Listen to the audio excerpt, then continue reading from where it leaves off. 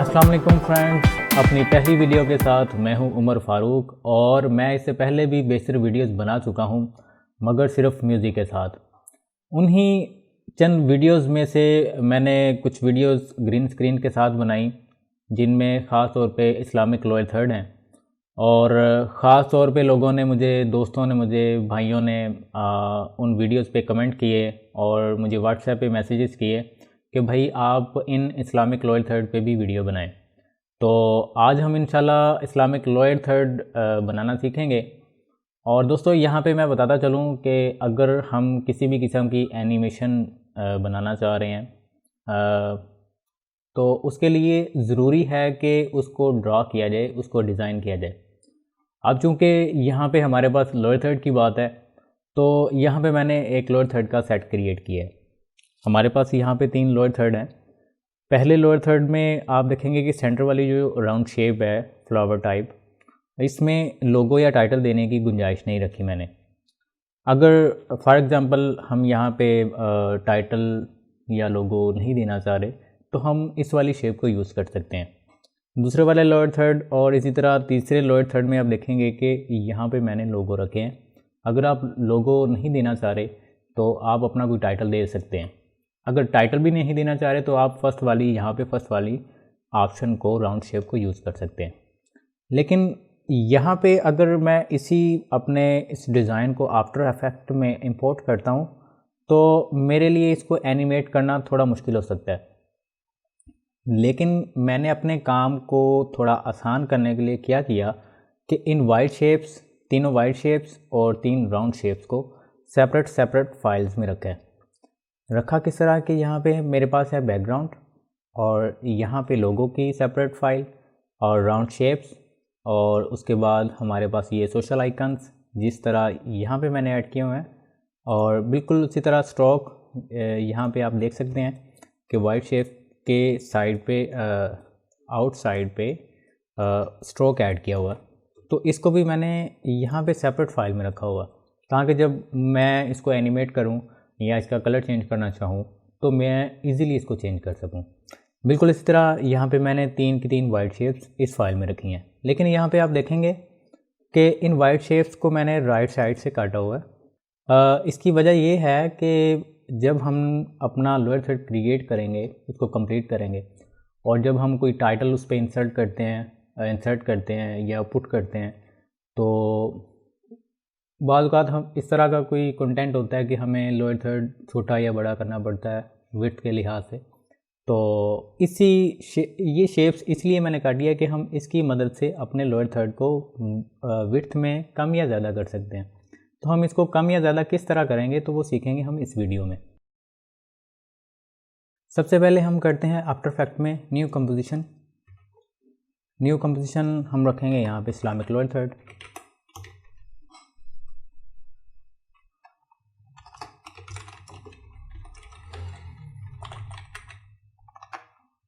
और उसके बाद हम इंपोर्ट करते हैं यहाँ पे बैकग्राउंड।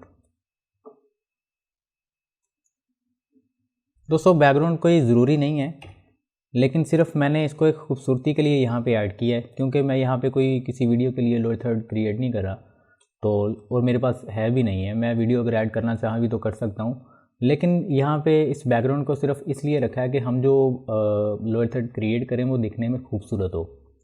यहाँ पे हमारे पास बैकग्राउंड आ गया और उसके बाद हम यहाँ पे इंपोर्ट करेंगे वाइड शेप्स। वाइड शेप्स को इंपोर्ट करने के बाद हम वाइड शेप्स को कंपोजिशन को ओपन करेंगे। यहाँ पे हम इंपोर्ट करेंगे जो स्ट्रोक हमने रखा हुआ सेपरेट स्ट्रोक। दोस्तों ये स्ट्रोक भी जिस तरह हमारे पास यहाँ पे 3 किस्म की वाइड शेप्स हैं, और इसी तरह बिल्कुल 3 किस्म के हमारे पास स्ट्रोक भी हैं, जो कि मैंने एक सेपरेट फाइल में रखे हुए हैं। बिल्कुल इसी तरह जिस तरह की शेप फाइल को मैंने सेपरेट रखा है। सेपरेट किस तरह रखा है, मैंने खोला इसको, हमारे पास यहाँ पे 3 स्टाइल हैं। यहाँ पे पहला स्टाइल कुछ यूँ है, इसका फेस चेक कीजिएगा। पहला फेस कुछ इस तरह, और दूसरा फेस पहले वाले से थोड़ा डिफरेंट है, और तीसरा भी इन दोनों से डिफरेंट है। अब यहाँ पे अगर मैं फेस लेयर 1 यूज़ कर रहा हूँ तो स्ट्रोक में जाके भी मैं लेयर 1 ही यूज़ करूँगा, क्योंकि ये सेम मैंने रखी हुई हैं और एक सीक्वेंस वाइज रखी हुई हैं ताकि हमें चेंज करने में मुश्किल ना आए, कुछ इस तरह। अब यहाँ पे हमारे पास है यहाँ पे मिड से कटा हुआ, राइट साइड से कटा हुआ, तो मैं इसको कंप्लीट किस तरह करता हूँ, यहाँ पे इस लेयर को यहाँ पे मैं इसको करता हूँ डुप्लीकेट, कंट्रोल डी कीबोर्ड से प्रेस किया। कंट्रोल डी प्रेस करने के बाद आप राइट क्लिक करेंगे इस लेयर पे और ट्रांसफॉर्म में जाने के बाद आप यहाँ से सिलेक्ट करेंगे फ्लिप हॉरिजॉन्टल। अब यहाँ पे इसका फेस लेफ़्ट साइड से राइट साइड पे आ गया, लेकिन यहाँ पे आप इसकी जो पोजीशन है, मैं इसको टेम्परेरी तौर पे हाइड करता हूँ और लेफ़्ट वाली शेप को मैं सेट करता हूँ। जो इसका राइट एंगल है ये आएगा बिल्कुल मिड में लाने के लिए मैंने यहाँ से अपना सेव एरिया विजिबल अनेबल किया और यहाँ पे मैं इसको एडजस्ट करता हूँ कुछ इस तरह कि ये मिड में आ जाए, इसकी राइट साइड बिल्कुल मिड में आ जाए। और इसी तरह आपने राइट वाली शेप को भी इसी तरह मिड में एडजस्ट करना है, कुछ इस तरह। जब दोस्तों आप एक को एनिमेट करेंगे तो दूसरी ऑटोमेटिकली एनिमेट होगी, और जब एक एनिमेट होगी तो दूसरी ऑटोमेटिकली एनिमेट होके सामने आएगी, तो ये हमारा एक कंप्लीट वाइट शेप क्रिएट होगी। अब हम दोस्तों करेंगे इसको एनिमेट करने के लिए हम जाएंगे वाइट शेप कंपोजिशन के अंदर। यहाँ पे हम एक क्रिएट करेंगे नल ऑब्जेक्ट। यहाँ पे मैंने राइट क्लिक किया, न्यू में गए और यहाँ पे हम सेलेक्ट करेंगे नल ऑब्जेक्ट। नल ऑब्जेक्ट के बाद हम करेंगे शेप्स, जो कंपोजिशन है इसको पेरेंट करेंगे हम नल ऑब्जेक्ट के साथ, और स्ट्रोक कंपोजिशन को पेरेंट करेंगे हम शेप्स के साथ। अब जब हम इसको एनिमेट करते हैं, अब दोस्तों एनिमेट अगर आप करना चाहते तो आप नल ऑब्जेक्ट के बगैर भी कर सकते हैं, लेकिन यहाँ पे नल ऑब्जेक्ट क्रिएट करने का एक मकसद है। मकसद ये है कि जब आप इसको एनिमेट करते हैं और फ्यूचर में आपको जब आप कोई टाइटल देते हैं या कोई कंटेंट देते हैं अपने लोअर थर्ड के ऊपर, तो उस लिहाज से अगर आपने शेप को मूव करना है, मूव करेंगे तो यहाँ से आप इसको विड्थ में कम या ज़्यादा कर सकते हैं। विड्थ में कम या ज़्यादा किस तरह कर सकते हैं कि मैं इस शेप लेयर को सिलेक्ट करता हूँ कंपोजिशन को, और कम करने के लिए इसके वाइट शेप के साइज़ को रिड्यूस करने के लिए मैं इसको राइट साइड पे मूव करता हूँ कुछ इस तरह। जब मैं मूव करता हूँ तो मेन कंपोजिशन में आप देखेंगे कि इसकी जो विड्थ है वो कम होगी, लेकिन अभी हमें इसको कम करने की ज़रूरत नहीं है, लेकिन ये सिर्फ आपको समझाना चाह रहा था। अगर मैं इसी को ही एनिमेट करूं तो एनिमेट करने के बाद जब मैं इसको रीपोजीशन करता हूं तो मुझे दोबारा की फ्रेम्स ऐड करने पड़ेंगे। इस वजह से यहाँ पे हम नल इसीलिए क्रिएट किया है कि हमें बार बार की फ्रेम्स की सेटिंग ना करनी पड़े। अभी यहाँ पे हम पोजीशन चेंज करते हैं। फॉर एग्ज़ाम्पल मैं चाह रहा हूँ कि ये 1 सेकंड के अंदर यहाँ से स्लाइड होती हुई बाहर से आउटर साइड से स्लाइड होती हुई अपने वर्क एरिया में आए, तो उसके लिए मैंने क्या करना है, यहाँ पे P प्रेस करता हूँ पोजीशन, और यहाँ पे की फ्रेम ऐड किया मैंने, और कर्सर को मैंने स्टार्ट पे रखा और मूव करूँगा नल ऑब्जेक्ट को राइट साइड पे। उसके बाद मैंने ये दोनों की फ्रेम्स सेलेक्ट किए। सेलेक्ट करने के बाद मैं F9 कीबोर्ड से प्रेस करता हूँ, ईज़ में कन्वर्ट किए की फ्रेम्स। उसके बाद जाएंगे हम ग्राफ एडिटर पे। ग्राफ एडिटर में जाने के बाद हम इसकी स्पीड को कुछ करेंगे स्मूथ करने के लिए मैंने राइट वाले की फ्रेम को सिलेक्ट किया, और सिलेक्ट करने के बाद मैंने इस वाले हैंडल को किया लेफ़्ट साइड पे मूव। तो अब हम यहाँ पे इसको प्ले करके चेक करेंगे कि यहाँ पे ये बिल्कुल स्मूथ होके स्टॉप हो रहा है। अब हमने यहाँ पे मेन कंपोजिशन में आके एक बार इसको चेक करेंगे कि ये बिल्कुल ठीक है। अब यहाँ पे दोस्तों हम इंपोर्ट करेंगे राउंड शेप्स, बिल्कुल उसी तरह जिस तरह हमने वाइट शेप्स और स्ट्रोक इंपोर्ट किया। यहाँ पे हमने की राउंड शेप से इंपोर्ट, और ये साइज़ में दिखने में काफ़ी बड़ा लग रहा है। मैं इसके साइज़ को कम करूँगा। साइज़ को कम करने के लिए मैंने कंपोजिशन को सिलेक्ट किया और कीबोर्ड से एस प्रेस किया, एस फॉर स्केल हम इसका रखेंगे 60, और यहाँ पे मैं 1 सेकंड्स तक इसको स्केल करता हूँ, एनिमेट करता हूँ। एनिमेट करने के लिए मैंने यहाँ पे 60 पे ऐड किया की फ्रेम, और यहाँ पे मैं जाऊँगा 20 फ्रेम्स पे, यहाँ पे ऐड करता हूँ 70, और स्टार्ट में रखेंगे हम 0, और उसके बाद हम ये तमाम की फ्रेम्स यहाँ से सिलेक्ट करने के बाद कीबोर्ड से F9 प्रेस करेंगे। इजी ईज में कन्वर्ट किया। यहाँ पे हम एक बार प्ले करके चेक करते हैं। दोस्तों ये दिखने में तो कुछ अच्छा लग रहा है, लेकिन मैं चाह रहा हूँ कि ये मज़ीद खूबसूरत हो जाए।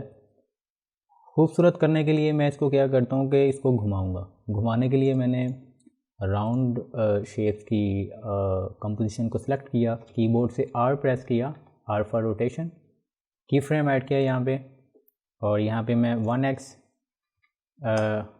ऐड करता हूँ। 1x मीन के ये जहाँ तक मेरा की फ्रेम है ये स्टार्ट से लेके यहाँ तक एक चक्कर काटेगा।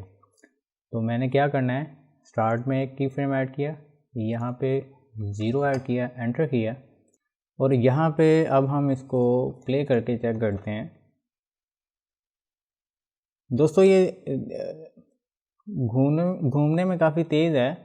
मैं चाह रहा हूँ कि ये इसकी स्पीड थोड़ी कम हो, और दूसरा ये कि ये जहाँ तक की फ्रेम ऐड है ये यहाँ तक घूम रहा है, उसके बाद ये स्टॉप हो जाता है, स्टिल हो जाता है।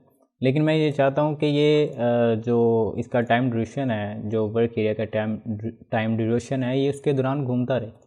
तो मैंने उसके लिए क्या करना है, सबसे पहले तो मैं इसकी स्पीड कम करता हूँ। यहाँ पे 2 सेकंड्स तक है, मैं इसको 6 सेकंड्स तक मूव करता हूँ, और उसके बाद मैं यहाँ पे रोटेशन बटन पे आल्ट के साथ क्लिक करूँगा। आल्ट प्रेस किया कीबोर्ड से और क्लिक किया। क्लिक करने के बाद आप यहाँ पे प्रॉपर्टी बटन में जाने के बाद प्रॉपर्टी में, और यहाँ पे आप सेलेक्ट करेंगे लूप आउट ड्यूरेशन, यहाँ पे सेलेक्ट करें और एंटर प्रेस करें। अब दोस्तों ये जब आप प्ले करेंगे तो ये आपके टाइम ड्यूरेशन के दौरान ही ये सारी इस वर्क एरिया पे ये रोटेट होता रहेगा, मुसलसल और कंटिन्यूसली घूमता रहेगा।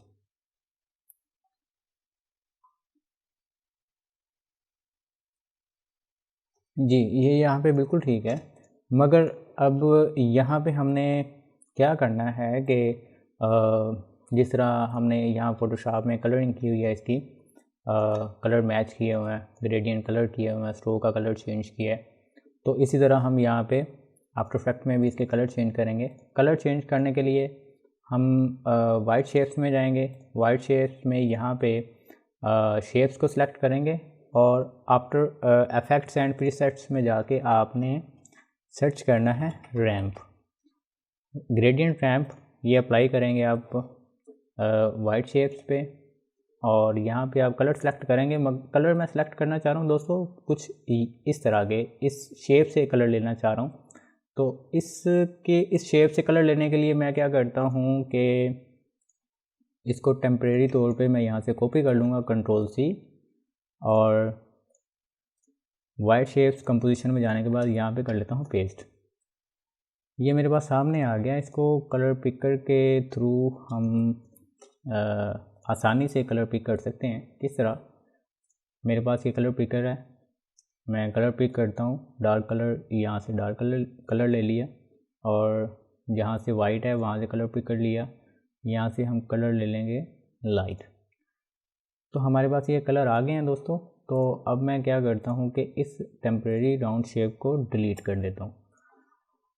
अब यहाँ पे हम इसकी सेटिंग करेंगे। कलर मैं चाह रहा हूँ कि जो ऊपर डार्क कलर आ रहा है वो नीचे वाली साइड पे आए, और जो नीचे वाला लाइट कलर है वो ऊपर वाली साइड पे चला जाए। तो उसके लिए आसान हल ये है कि मैं यहाँ पे स्वैप कलर करता हूँ, तो ये कलर स्वैप हो जाएंगे, यानी कि ऊपर वाला कलर नीचे और नीचे वाला कलर ऊपर।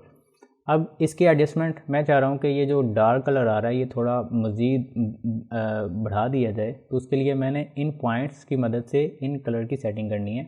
मैं डार्क कलर को बढ़ाना चाह रहा हूँ, तो मैं इसको मूव करूँगा ऊपर की जानिब। अब यहाँ पे इसी तरह मैं कलर चेंज करना चाह रहा हूँ स्ट्रोक का। स्ट्रोक के लिए यहाँ पे मैं सिर्फ वन कलर चेंज करना चाह रहा हूँ, यानी कि solid colour, solid one colour. तो उसके लिए हम इफेक्ट्स एंड प्रीसेट्स में सर्च करेंगे फिल। फिल यहाँ पे हमारे पास मौजूद है फिल, और ये बिल्कुल उसी तरह अप्लाई करेंगे जिस तरह हमने ग्रेडियंट अप्लाई किया था, रैंप कलर अप्लाई किया था। और कलर पिकर हमारे पास बिल्कुल उसी तरह मौजूद है जिस तरह के रैंप में कलर पिकर मौजूद है।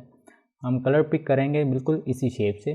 कलर पिकर पे क्लिक किया, क्लिक करने के बाद हम कलर सेलेक्ट करते हैं।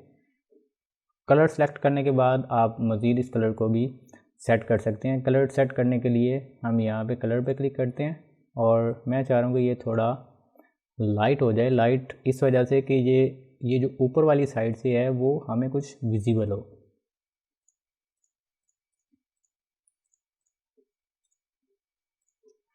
उसके बाद जाएंगे दोस्तों हम अपनी मेन कंपोजिशन की जानिब।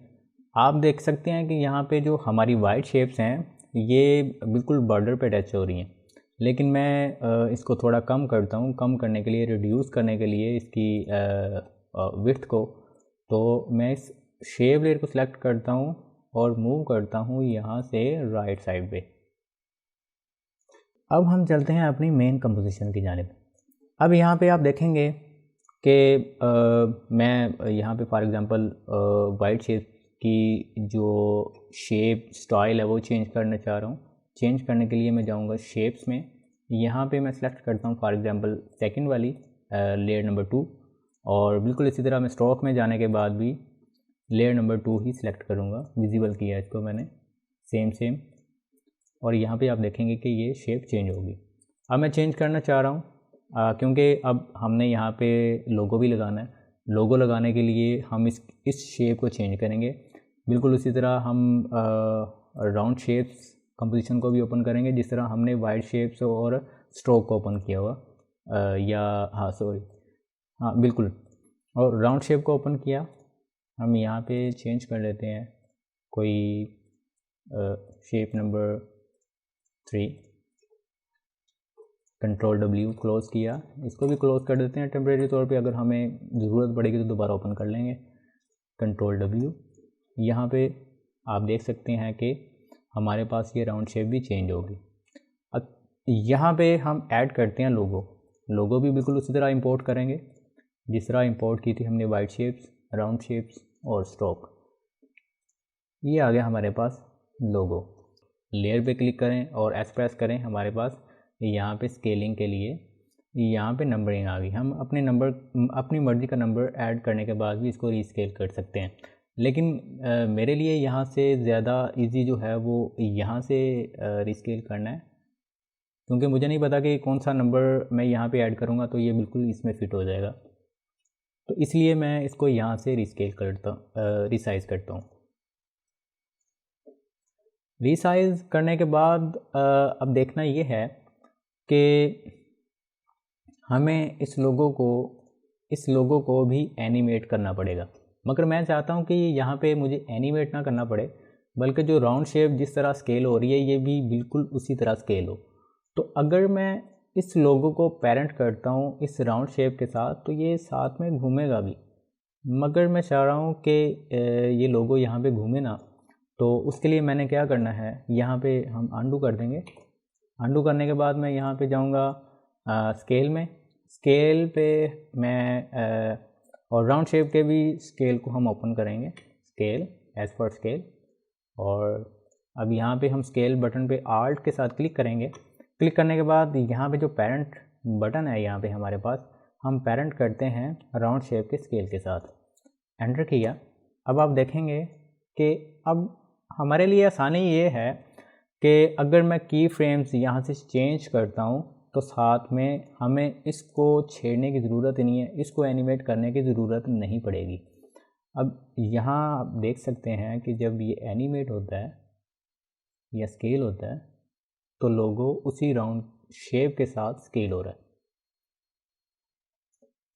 अब दोस्तों मैं इसको मूव करके चेक कर लेता हूँ राउंड शेप को, लेकिन यहाँ पे मेरा लोगो जो है वो उसी जगह पे ही है।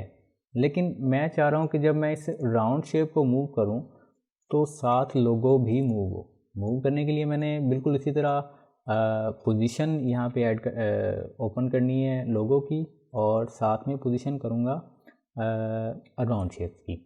अब उसी तरह बिल्कुल पेरेंट करेंगे जिस तरह हमने स्केल को पेरेंट किया था। आर्ट के साथ मैंने लोगो की पोजीशन पे क्लिक किया और पेरेंट किया मैंने राउंड शेप की पोजीशन के साथ, एंटर किया यहाँ पे। अब जब मैं इस राउंड शेप की पोजीशन को चेंज करता हूँ तो आप देखेंगे कि लोगो भी साथ ही मूव हो रहा है। तो मुझे यहाँ पे इसको सेपरेट मूव करने की या रीपोजीशन करने की ज़रूरत नहीं।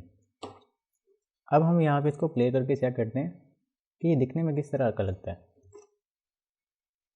तो दोस्तों ये तकरीबन हमारे पास ये लोगो ये लोअर थर्ड एनिमेट हो गया, लेकिन यहाँ पे आप देख सकते हैं कि हमारे पास यहाँ पे 3 लोअर थर्ड है। अब क्योंकि यहाँ पे हमने एक एनिमेट किया है और आप इसको 3 बना सकते हैं किस तरह, यहाँ लोगो में राउंड शेप्स में जाने के बाद यहाँ पे आप 3 शेप्स यूज़ कर सकते हैं, यानी कि किसी एक को। और बिल्कुल इसी तरह वाइट शेप्स में हमारे पास 3 शेप्स हैं, 3 स्टाइल हैं। आप इन तीनों में से कोई एक स्टाइल सेलेक्ट करने के बाद इसको यूज़ कर सकते हैं। और अगर आप चाह रहे हैं कि यहाँ पे राउंड शेप के साथ लोगो ना हो, टाइटल ना हो, तो हम यहाँ पे ये यूज़ करेंगे राउंड शेप, जिसके अंदर हमारे पास कोई ऑप्शन मौजूद नहीं है कि हम यहाँ पे कोई लोगो दे सकें या कोई टाइटल दे सकें। तो यहाँ पे लोगो को हम करेंगे हाइड। अब यहाँ पे दोस्तों एक और बात के अगर हमारे पास यहाँ पे टाइटल साइज़ में काफ़ी बड़ा है या लिखने में काफ़ी बड़ा है, तो उसके लिए ये राइट और लेफ़्ट जो हमारे पास स्पेस है ये कम पड़ती है। तो हम इस राउंड शेप को रीपोजीशन कर सकते हैं, यानी कि राइट साइड या लेफ़्ट साइड भी कर सकते हैं। और अगर आप इसको मज़ीद खूबसूरत करना चाह रहे हैं तो आप इस राउंड शेप को डुप्लीकेट भी कर सकते हैं। मतलब डुप्लीकेट करने का मतलब यानी आप एक शेप राइट साइड पे लगा सकते हैं और दूसरी जो डुप्लीकेट शेप है वो आप लेफ़्ट साइड पे यूज़ कर सकते हैं। तो इस तरह ये दिखने में कुछ मज़ीद खूबसूरत हो सकता है। अगर आप इसको मज़ीद खूबसूरत करना चाह रहे हैं, मतलब इसमें जो हमारे पास ये शेप है, वाइट शेप है, इसमें कोई टेक्सचर ऐड करना चाह रहे हैं। फॉर एग्जांपल मैं टेक्सचर ऐड करना चाह रहा हूँ इसी लोगो का ही, कि ये घूमता भी रहे, जो टेक्सचर है वो सेम उसी तरह घूमे जिस तरह लोगो घूम रहा है। तो मैं क्या करता हूँ, यहाँ पे मैं इसको डिलीट करता हूँ और राउंड शेप को मैंने किया कॉपी और वाइट शेप्स में जाएंगे। वाइट शेप्स में जाने के बाद यहाँ पे मैं इसको पेस्ट करता हूँ राउंड शेप्स, और हम इसको रीपोजीशन करते हैं कुछ इस तरह, और उसके बाद हम करेंगे इसको साइज़ में बड़ा। साइज़ में बड़ा करने के बाद इसको करेंगे हमारे पास जो शेप्स कंपोजिशन है इसको करेंगे डुप्लीकेट। हम इसको रीनेम कर लेते हैं मास्क। अब हम इसको रखेंगे राउंड शेप्स के ऊपर वाली साइड पे, ऊपर वाली जगह पे, और उसके बाद हम यहाँ पे ऑप्शन में जाने के बाद सेलेक्ट करेंगे alpha matte mask. Alpha matte, जैसे ही अल्फ़ा मैट मास्क करते हैं तो ये लोगो उस शेप के अंदर क्लिप हो गया। क्लिप होने के बाद हम इसकी ओपेसिटी को थोड़ा कम कर देंगे। कीबोर्ड से टी प्रेस किया, ओपेसिटी मैं कर लेता हूँ कोई 25। अब यहाँ पे आप इसको प्ले करके चेक करें। दोस्तों ये इसकी पोजीशन कुछ ख़राब है, स्केलिंग ख़राब है। मैं इसको सेट करता हूँ। सेट करने के लिए मैंने करना है आर प्रेस किया और एस प्रेस किया, स्केल यहाँ पे मेरे पास है 25। यहाँ पे मैं अब ये सारे जितने भी की फ्रेम्स है ये रिमूव करूँगा। रिमूव करने के लिए मैंने यहाँ बटन पे क्लिक करना है तो सारे के सारे की फ्रेम्स रिमूव हो जाएंगे। अब यहाँ पे एक चीज़ और देखने वाली है कि जो राउंड शेप यहाँ पे हमारे पास राइट साइड पे है, वो दिखने में कुछ सेपरेट ही एनिमेट हो रही है, लेकिन मैं इसको थोड़ा सा डिले देता हूँ। डिले देने का मतलब कि मैं चाह रहा हूँ कि ये थोड़ा लेट आए। लेट तब तक आए जब तक हमारे पास ये वाइट शेप एनिमेट होके कंप्लीट नहीं हो जाती।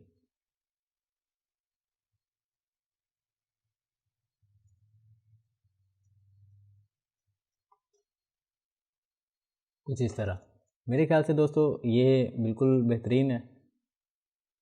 बाकी के लोअर थर्ड जो आप बनाना चाह रहे हैं इसकी वेरिएशन करके आप 3 के अलावा ज़्यादा भी बना सकते हैं। तो दोस्तों आज के लिए हमारा ये lower third, Islamic lower third complete हुआ। अगर आपके पास कोई सजेशन है मज़ीद बेहतर करने के लिए तो मुझे कमेंट में ज़रूर बताइएगा। और दोस्तों लास्ट में आपको बताता चलूँ कि अगर आप कुछ सीखना चाहते हैं जो आपको यूट्यूब से या इंटरनेट से नहीं मिलता, क्योंकि मेरा ज़ाती एक्सपीरियंस भी यही है कि बाज़ औक़ात कुछ चीज़ें ऐसी होती हैं जो हम चाह रहे होते हैं, जो सीखना चाह रहे होते हैं, वो हमें इंटरनेट से भी नहीं मिलती। बाज़ औक़ात ऐसा भी होता है कि मिल भी जाती हैं लेकिन उस तरह की नहीं मिलती जिस तरह की हम चाह रहे होते हैं। और तो जिस तरह की आप चीज़ कोई सीखना चाह रहे हैं एडोब फ़ोटोशॉप में, इलस्ट्रेटर में, आफ्टर इफ़ेक्ट या सिनेमा 4D में, तो मुझे कमेंट कीजिए या व्हाट्सएप पे मैसेज कीजिए। मैं कोशिश करूँगा आपको सिखाने की बिल्कुल उसी तरह जिस तरह कि आप सीखना चाह रहे हैं, और मैं कोशिश करूँगा कि आसान से आसान तरीके के साथ सिखाऊँ। और लास्ट में ये बताता चलूँ कि हमने इस लोअर थर्ड में जितनी भी शेप्स जो यूज़ किए हैं वो मैंने डिस्क्रिप्शन में इसका लिंक रख दिया हुआ है। आप यहाँ से इसको आसानी से डाउनलोड कर सकते हैं। और बिल्कुल इसी तरह आप जिस तरह मैंने लोगों को लोअर थर्ड को एनिमेट किया, आप भी बिल्कुल इसी तरह इसको एनिमेट कर सकते हैं। और बाद में अगर आप इसमें कोई शेप्स ऐड करना चाहें अपनी मर्ज़ी की तो वो भी आसानी से कर सकते हैं। तो दोस्तों अगली वीडियो तक के लिए मुझे दीजिए इजाज़त।